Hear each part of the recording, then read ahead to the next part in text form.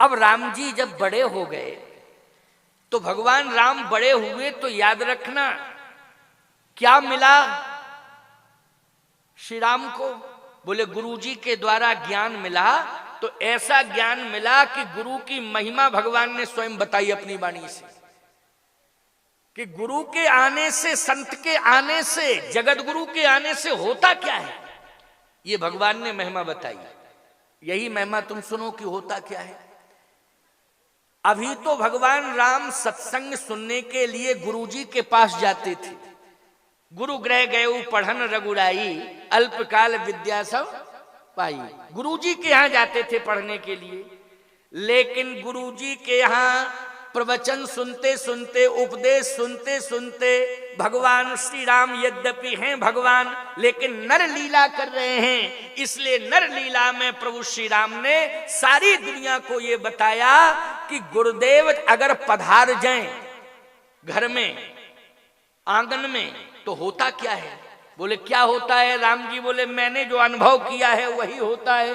बोले क्या अनुभव किया आपने। कहे गुरु आगमन सुनत रघुनाथा,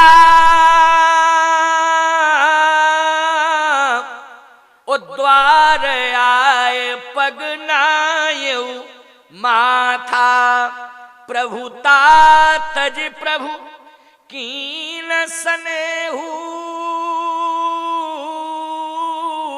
ओ आज पुनीत भयऊ मम गेहू। आपके आने से मेरा घर पवित्र हो गया। अब राम जैसा पवित्र संसार में कौन है बताओ भाई, है कोई राम जैसा पवित्र। लेकिन राम जी की वाणी है ये, आज पुनीत भयऊ मम गेहू। पुनीत मानी पवित्र, आज मेरा घर पवित्र हो गया।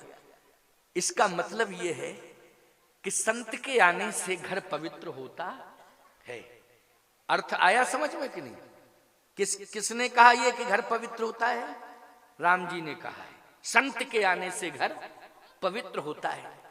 बोले संत के आने से घर पवित्र होता है तो पवित्र राम, आप तो मंगल भवन अमंगल हारी, आप तो मंगल के भवन स्वयं हैं। तो आपके रहने से मंगल वास करता है। आप स्वयं मंगलम भगवान विष्णु मंगल स्वरूप हैं।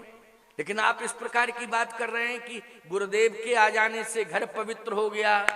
अरे बोले घर ही पवित्र नहीं हुआ और क्या हुआ। सेवक सदन स्वामी आगमनु, ओ मंगल मूल अमंगल दमनु।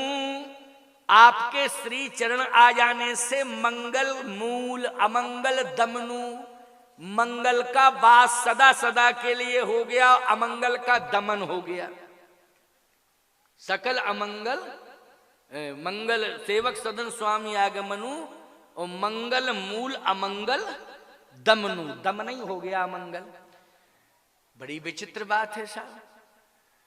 मंगल भगवान स्वयं मंगल स्वरूप हैं, जहां रहते वहां मंगल, लेकिन आज कहते हैं कि अमंगल का दमन हो गया, मंगल का वास हो गया।